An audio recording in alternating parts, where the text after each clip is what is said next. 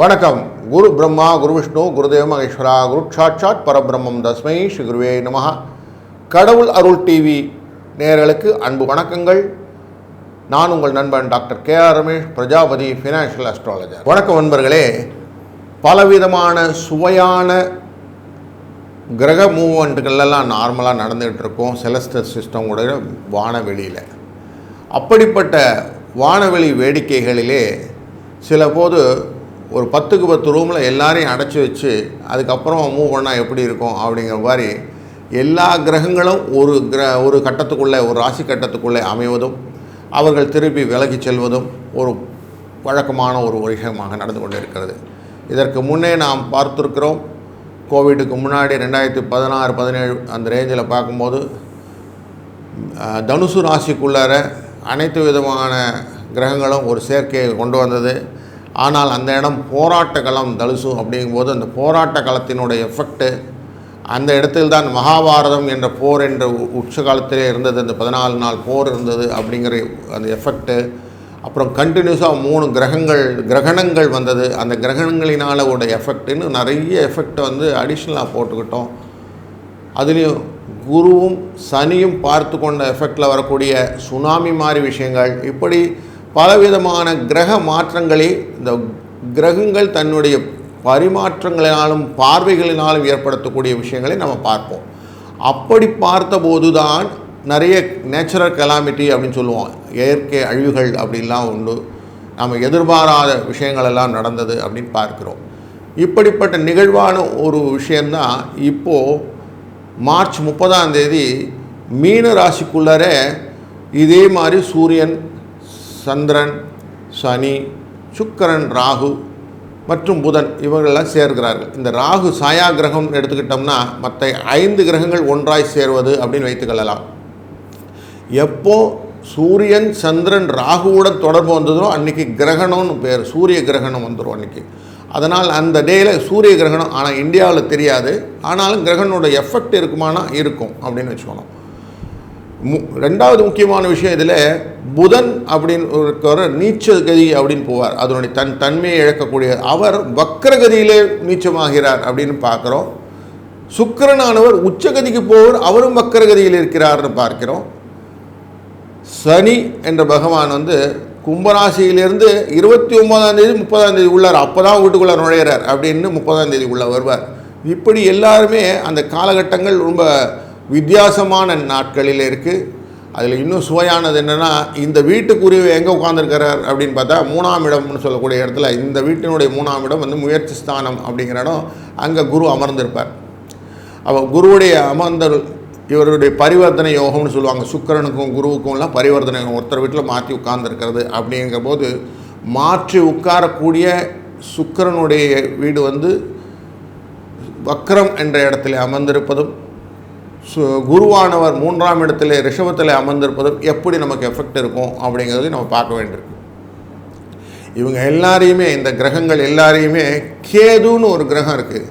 அந்த கிரகம் சாயா கிரகம், அவர் 7ஆம் பார்வையாக பார்க்க கொண்டார். இந்த கேது தான் பல விதத்திலும் தனத்தை கொடுப்பவரும் தனத்தை பிடுங்க வரும். அதாவது பாம்பில் இன்னொரு பாம்பு தலை அப்படின்னு சொல்லுவோம் இல்லையா, தலை, பாம்பு தலை பார்த்துக்கிட்டு இருக்குன்னு அர்த்தம். கருணாகம் பார்த்து கொண்டு இருக்கும்போது இருக்கக்கூடிய விஷயங்கள் எப்படி இருக்கும் அப்படின்னு நல்ல ஒரு சுவாரஸ்யமான விஷயங்களும் இதில் இருக்கிறது.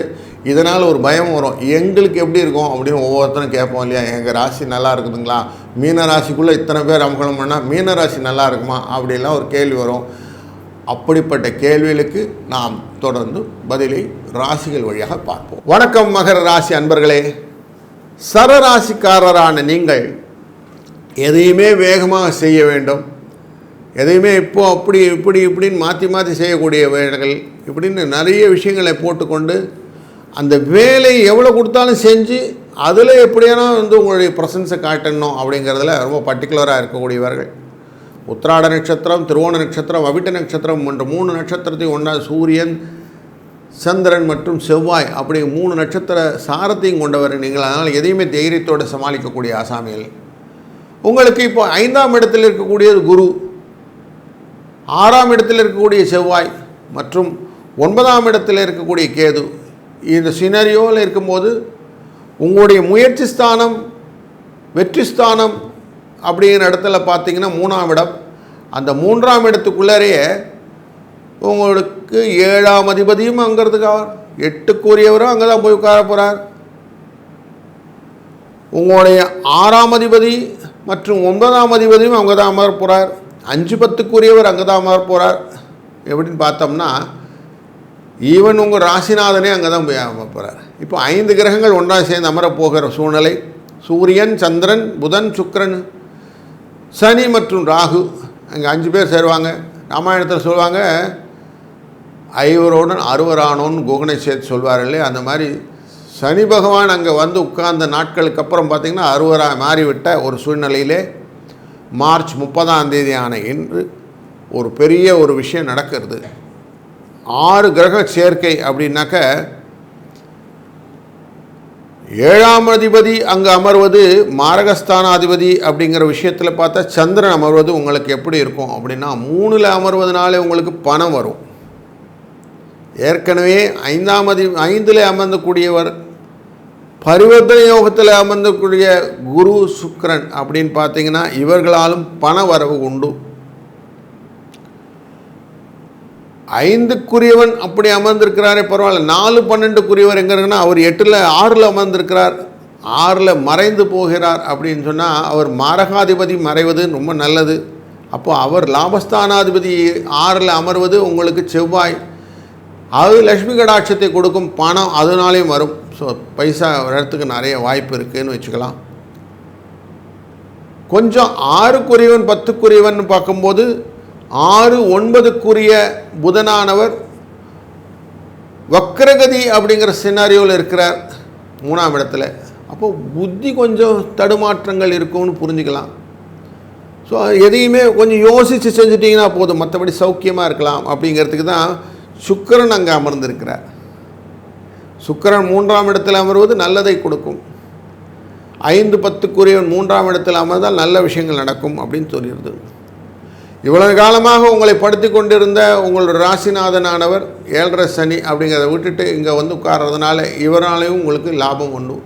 3ஆம் இடத்துல சனி பகவான் அமர்வது தன லாபத்தை கொடுக்கும். கூடவே ராகு இருக்கிறார், தன லாபத்தை கொடுக்கும்.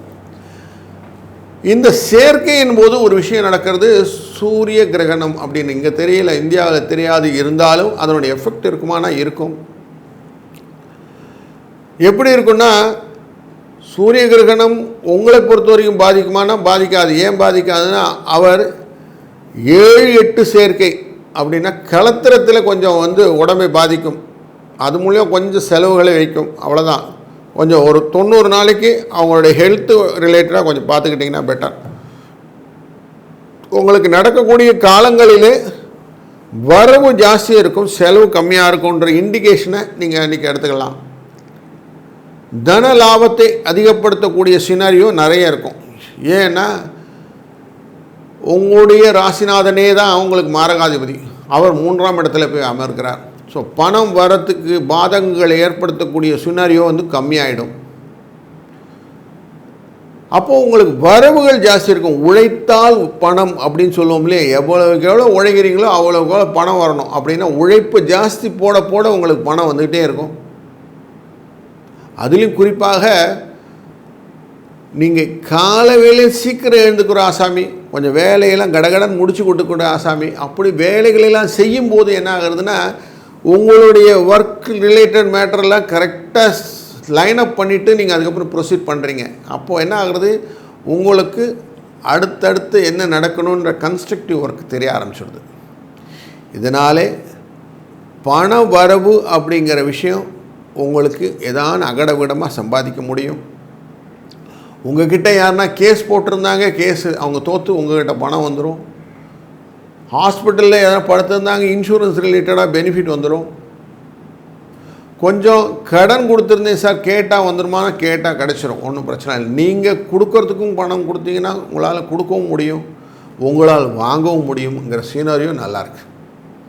கொஞ்சம் உத்வேகத்தை மட்டும் ஏற்படுத்திங்கன்னா போதும், முயற்சி செய்தால் போதும். வாழ்க்கையில் சொல்லுவோம் முயற்சி திருவினை ஆக்கும் அப்படின்னு சொல்லுவாங்க இல்லையா, அது மாதிரி முயற்சி செய்தால் போதும். கொஞ்சம் புஷ், அதுக்கப்புறம் கடகட எஃபெக்ட்.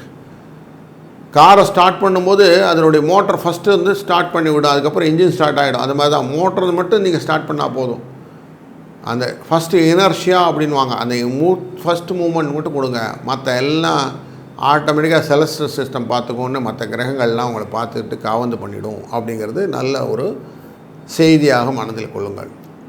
சார் கிரகணம் வந்துருச்சு சார், அதனால் எனக்கு எதனா நெகட்டிவ் பலன் உண்டா அப்படின்னாக்க, உங்களுடைய இளைய சகோதரர்களுடைய ஹெல்த்து கொஞ்சம் பார்த்துக்கிட சொல்லுங்கள். அவங்களுக்கு ஹெல்த்து கரெக்டாக இருக்கான்னு செக் பண்ணிட சொல்லுங்கள். அவங்க எதனா பயணங்கள்லாம் செய்யும்போது கொஞ்சம் பார்த்து பதவிசாக போயிட்டு வர சொல்லுங்கள். இது முதல்ல காஷனாக மைண்டில் வச்சுக்கோங்க. அதே மாதிரி வாகனத்திலே நீங்கள் போகும்போதும் இரவு பயணத்தை கம்ப்ளீட்டாக அவாய்ட் பண்ணிடுங்க. தேவையில்லாமல் அந்த ரிஸ்க் எடுக்காதீங்க, அது தேவையில்லை அப்படின்னு எடுத்துருங்க. இதனால் வரக்கூடிய செலவுகள் உங்களுக்கு உண்டுன்னு மனசில் வச்சுட்டிங்கன்னா போதும். இது ரெண்டும் கிளியர் கட்.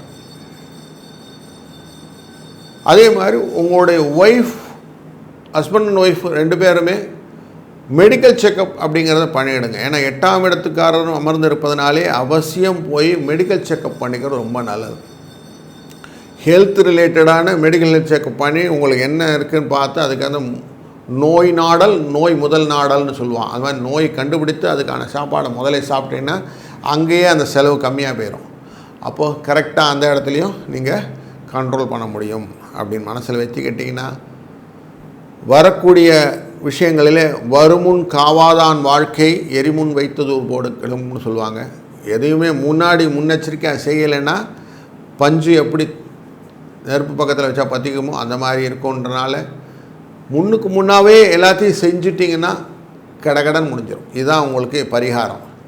அதனால் எவ்வளோ முடியுமோ ஹெல்த் செக்கப் பண்ணிக்கிறது, எவ்வளோ முடியுமோ நைட்டு ட்ராவல் பண்ணாமல் இருக்கிறது, எவ்வளோ முடியுமோ உங்களுடைய சகோதரர்களை வெளிப்பயணங்களில் கொஞ்சம் பார்த்து போயிட்டு வர்றதுன்னு சொல்கிறது. அதே மாதிரி பொருட்களை பத்திரமாக பார்த்து கொள்ள வேண்டும். களவு போவதற்கான வாய்ப்புகளும் உண்டு. அதனால் கொஞ்சம் இதெல்லாம் கொஞ்சம் ஸ்ட்ரிக்டாக பார்த்துட்டிங்கன்னா இந்த 5 கிரக சேர்க்கை ராகுவோடு சேர்ந்த 6 கிரக சேர்க்கை உங்களை ஒன்றும் பண்ணாது அப்படின்னு சொல்லலாம்.